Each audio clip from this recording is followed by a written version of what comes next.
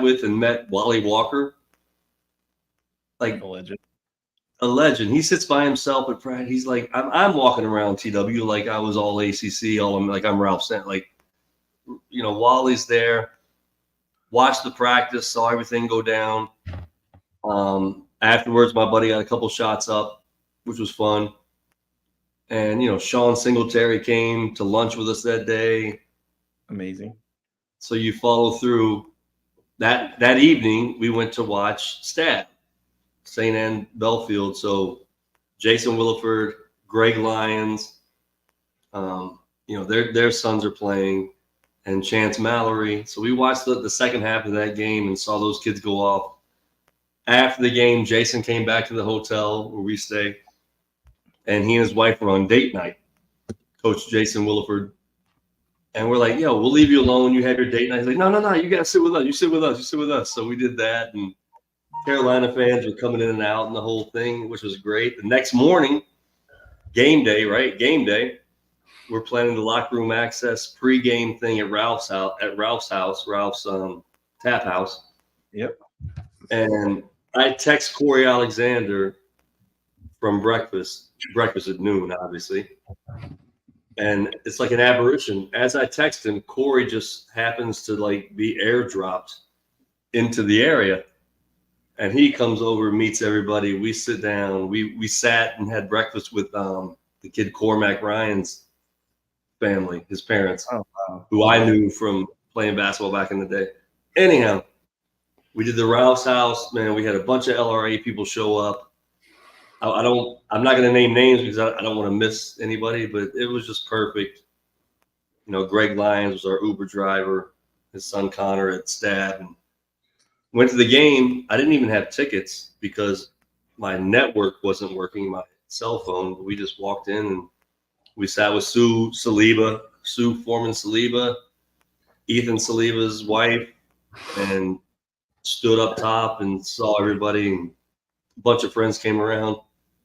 Only thing could have been better is a win, right? Yeah. Oh man, I'm so sorry I missed it. But nah, don't be sorry. You look. Everybody was singing TW's praises, man. You put the whole thing together. This whole locker room access thing is different. So that's great. I love it. I'll let you know I love it with all my heart. So appreciate you holding it down for us. What's up, Hav? What's up, guys? How we doing? I know we got big game tonight. BC. I know that's like your hometown. Oh yeah. Now we've talked to a bunch of people from BC through your connections, but what are your thoughts on the game? We haven't gotten into that. We were just recapping the UNC weekend. Hey man, BC's near and dear to my heart. I grew up about 5 or 6 miles from Chestnut Hill, their campus. I grew up going with my dad to see Michael Adams play for Gary Williams, to take it way back, right? Jeez. John Bagley. You go through the years, but BC, kind of fell on hard times. And I played in every gym they had on campus in the summers. Certainly, my year coming out, BC was not a very good team. Like when I was sort of a sophomore and junior, when you get recruited, they were in the Big East. The Big East was super strong, but they were not good. And we had a really great Boston shootout team. A bunch of guys went to the Big East. You had Lloyd Mumford went to Villanova. Trent Forbes went to Providence. You had Lloyd Mumford, Trent Forbes, Troy Brown went to Providence as well. Billy Curley, who was a year younger, went to BC, and he is like the BC version of Ralph. So you know how Ralph changed our trajectory? Yeah.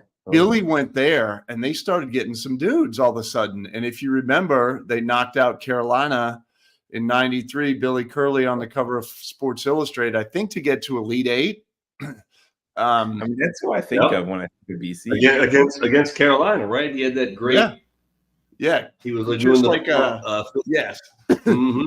a great SI cover, and they had a great team. Malcolm Huckabee, our boy Dougie, I know Huck real well. He was in the finance world for a while. He's calling the game with John Mita Perrell, who I went to grammar school with, who's a Boston broadcasting legend. So lots of feels going through my body for this BC game for a lot of reasons. Number one, what we just talked about. Number two, man, I can't think of this is a big game for us, like a monster game. Implications are big. Bubble talk is percolating. Lots of advanced metrics going on. Guys are in there with their abacus right now, thinking about like wins, losses. It's time, man. This is my favorite time of year, and we got to bring it tonight. Yeah, we don't play well at BC. Like last year they put a whipping on us. I'm thinking even back championship season, Ty had his, career high, but it was not a great game. We won it was a last second kind of win. But have you guys been to Conti Forum? Have you guys been there? I have not. My brother's there right now. My brother goes he's in New York, so he just makes the trip up every year.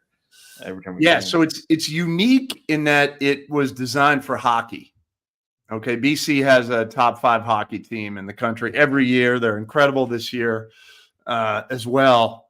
Hockey, the Bean Pot. There's a bunch of big hockey things, but it is much. So, and I'm going to try to do I'll do a bad like representation. Like basketball arenas kind of come in like this, right? It's a little more vertical. The hockey arenas gradually, it's like a different flatness to them. It's also February in Chestnut Hill. Weather is horrible. My daughter's going there tomorrow for volleyball nationals to Boston. Terrible weather. It's freezing. It's cold. It's a late game. And I know all the media has been talking about, Conti Forum's never like a loud environment. It's cold, but man, there's nothing else going on. Like they should be there. We'll see what happens. And it brings up the question, would you rather play in front of a hostile crowd or a dead no crowd? And that's a tough one, right, Fresh? Yeah. You're hostile every time, right? Yeah, you're waiting for who's the kid from Duke who got assaulted by Wake Forest. You're waiting for the crowd to rush the thing, the whole thing, whatever. By the way, is the reason the hockey is like flat that way just so I have no idea what's going on when I go to hockey games? I've never seen the puck once half when I went to a hockey game. I think it has to do with is hockey called games or matches, by the way? Yeah, I think it's due to drinking. I think it's easier to drink in flatter environments, and hockey's a great sport to watch. While you're having a few beers, but you're always partial to it. This team's pretty good. They're not. It's not like playing against Duke on Saturday, but the team is better. And I watched a couple games. The team's better than I kind of thought they were before I did my deep dive. Yep. So what did you see that we should be concerned about tonight? All right, let's go. We'll go through it. Well, there's a lot to be concerned about, but I'll start with, they're 15-12, 6-10 in the ACC. That puts them in 11th place. Interesting, of their 12 losses, 10 of those losses have been by 10 points or fewer. So they don't get blown out. And the reason they don't get blown out is because they can shoot, right? We get blown out because we can't shoot. They stay in games, and they might lose more games than us, but they can absolutely shoot. Really good rotation. Their center, Quentin Post, which is like one of the all-time great center names, right? He reminds me a little bit. He's bigger than Billy Curley, but he reminds me of him a little bit, averaging 16 points, 8 rebounds, 3 assists, 2 blocks, 50% field goals, 80% free throw. Everyone should sit up and take notice of that on our team. And 44% on 3-pointers. So to give you a sense of how effective he is, if you put him on our team, 16 points, he'd be the number 1 scorer. 8 rebounds, number 1 rebounder. 3 assists, he'd be second behind Reese. Blocks, he'd be second behind Ryan Dunn, barely by like it's like 2.9 and 2.8 or something like that. He'd be third in free throws. Second in free throws, third in field goal percentage, and that's Ryan Dunn and Tane, so that's a little bit misleading.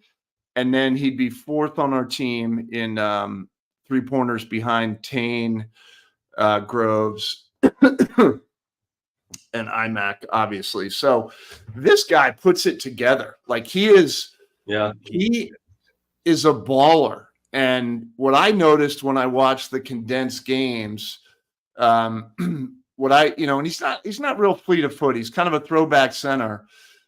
He uses both hands really well. A lot of guys, that are righties, they'll catch it. They're much better going over their left shoulder and holding off.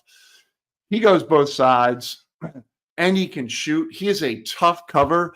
I kind of think of him as like Baycott, if Baycott could shoot and like had offensive kind of wizardry. So a very good player, but it doesn't end there. And I'll go through the other guys quick because I know I've been talking a lot. Can I say one thing about Post, Tab, just to add? Yeah. I watched him. I went to the Virginia at UVA last year when he played. He loves the hoop. Yes. And he's you can't see that joy from everybody from hooping. He was at Virginia. He made a couple shots. We were there.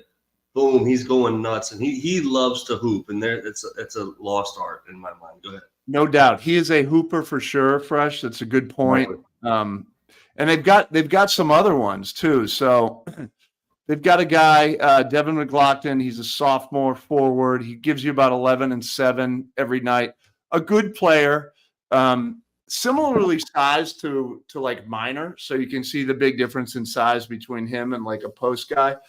A shooter from Charleston Southern, Claudell Harris. He takes the most threes on the team, 14 points.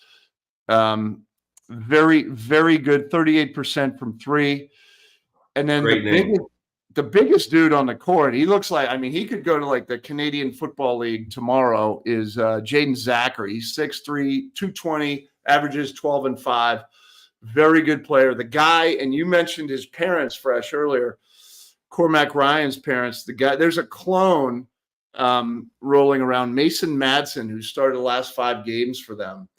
That he is a straight shooter, assassin, sniper. If he gets his feet set, he's nasty. Very good player. He's a Cincinnati transfer. And then we couldn't go on without mentioning that Donald Hand Jr. on the squad. Everyone remembers Donald Hand. Junior's a 6'5" freshman. He's averaging about 7.5 a game and playing a lot more recently. So yeah, he's doing good. I looked at stats up today. He's doing good, man. Yeah, the Madsen guy is the guy that comes in the game, and you think he should be fracking in North Dakota, but he's just kicking the ball and he's playing. But look, he looks zero like a basketball player. But dude, he's not afraid. He balls, yo. Yes, he does. And by the way, that's a good point. I have it in my notes. This team is not afraid. Like, that's why they don't get blown out.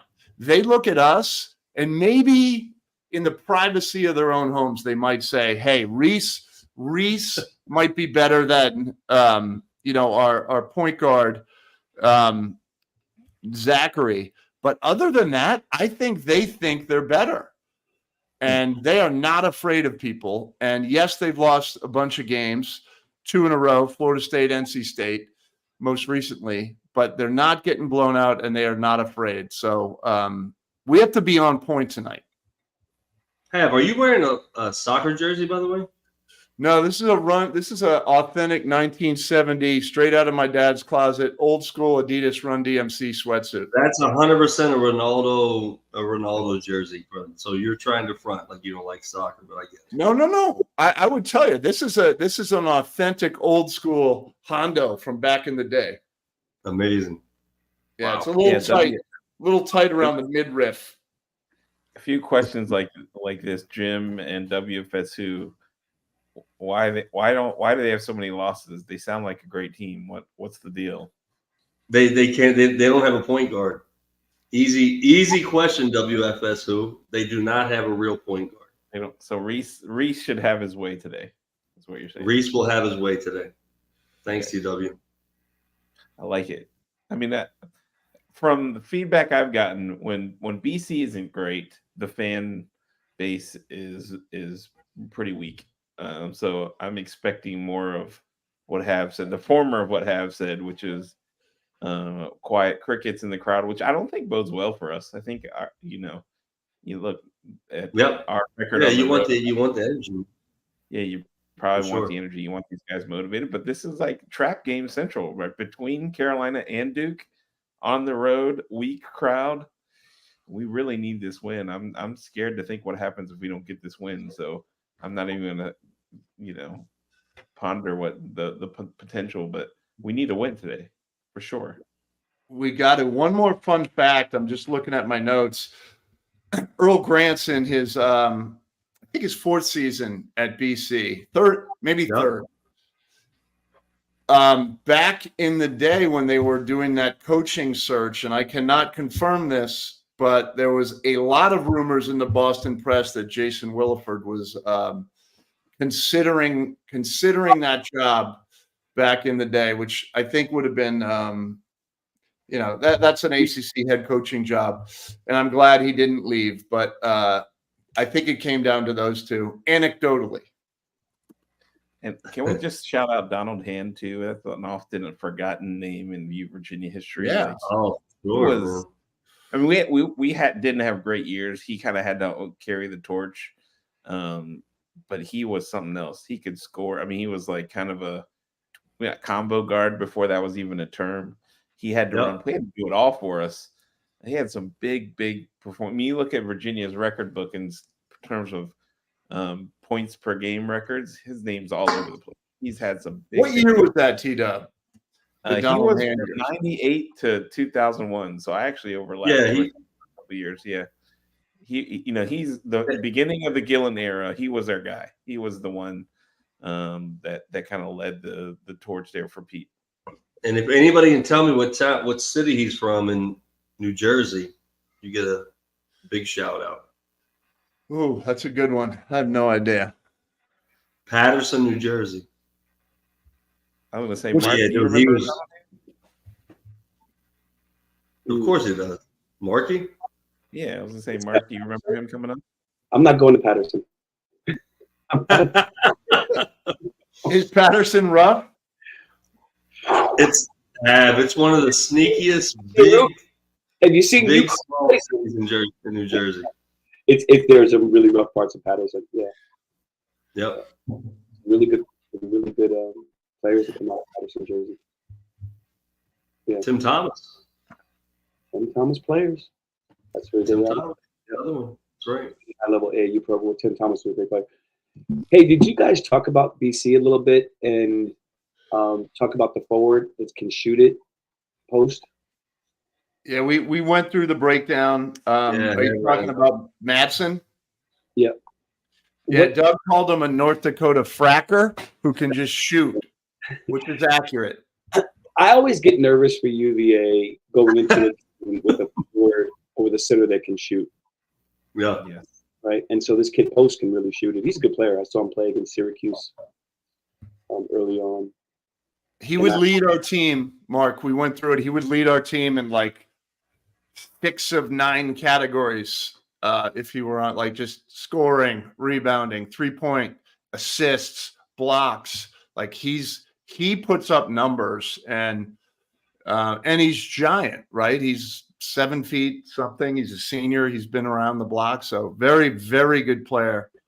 Who honestly is like, he's like a Baycott, but with offensive like skills.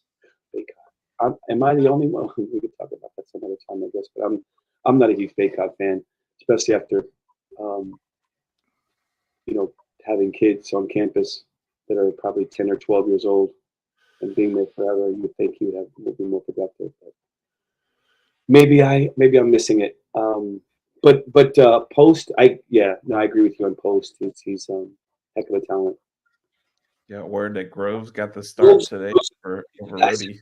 talked Well, about. thanks, I haven't been on for a while, so I apologize if I'm bringing. We talked about Minor at all and his role. a change in role or just in Seems like, general? like his minutes have been going down a little bit. Yeah, for sure. I think I've noticed it as well. I mean, the one thing I have noticed also is that the thing we talked about when he first started, people aren't pulling him out and forcing him to recover net, but that's changed.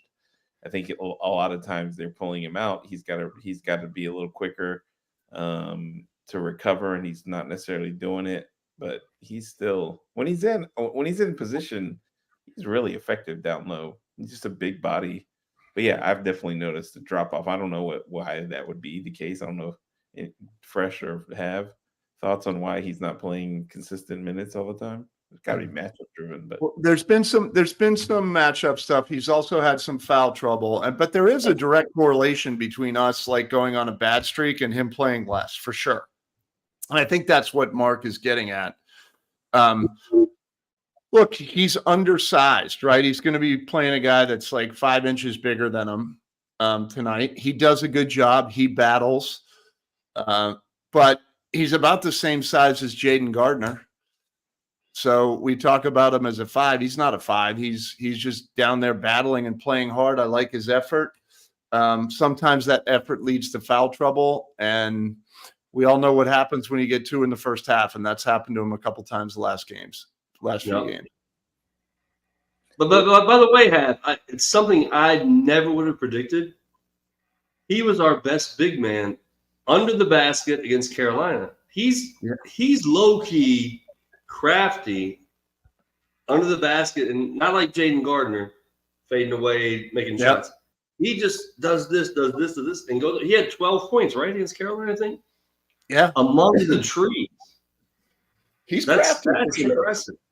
Yeah, he kept us in that game for a long time. So I'm not sure how that translates to tonight, but he's Merrimack, he's Boston a little bit, right? Yep. He's probably got 1,000 people, which will be 5 times the amount of people BC has at the game. Yeah. So it'll be a good game interesting game for him. I'm excited for him. Did you guys see the starters? I did. And what is, have you and Dougie often talk about TB needs to make some adjustments, making another one tonight. Something's got to change, right? Because the offense has been just so stagnant. Yeah. So you got Ryan Dunn now playing, I guess, the wing. 3, right? Right? Yeah. Yep. The 2 and 3 are basically interchangeable. Yeah. So I wonder if he's going to look at the basket tonight and try to take a couple of shots. Because I just haven't seen him even. I mean, if he's looking at it, it's only because he's attacking the rim. It's not he's looking at the basket under it at all. Hey, you know what? I think making an adjustment is appropriate after that last game.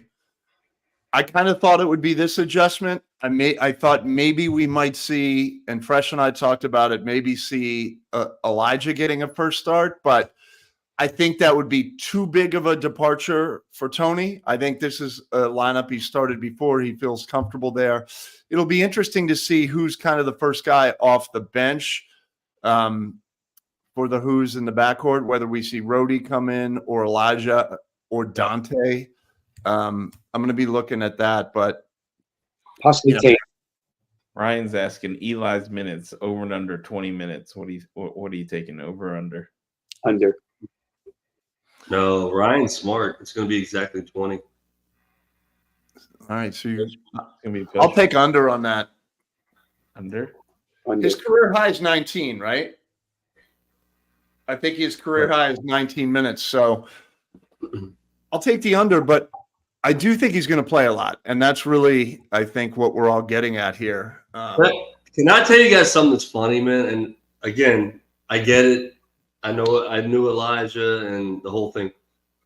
When I was at the game against Carolina, when Elijah stood up and walked to the scores table, me and you never got that reception. I think it was a timeout scenario. The entire place, you felt like exhilarated. Did other people feel that? It didn't go crazy, but it was just like, whoa. Me and Hab were coming in like, oh. man, it was palpable. And it might just be my mind, and I was having a blast. But I'm telling you, the place loves him. He came in, he delivered, not as well as he should have, but he delivered a lot of things that the fans want to see. So He is a Can we fan. also, But can we he, also shout out he's a total fan. if he has Fresh's a audio staff, is good. I'm sorry, T-Dub, I interrupted you. Say that again. I was just to say, let's shout out Fresh's audio. It's much clearer, so appreciate you fixing that. All I had to do was change my address to my Wi-Fi. It's bizarre. It's incredible.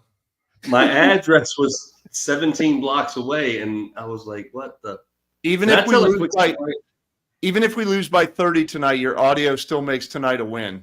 All right, can I tell a quick story about my entire Virginia basketball experience at Locker Room Access? I was going to Bodo's Saturday morning after being there Friday, and I'm walking in with our guy B Dragon, who's not even watching our show tonight. Shame on you, Dragon.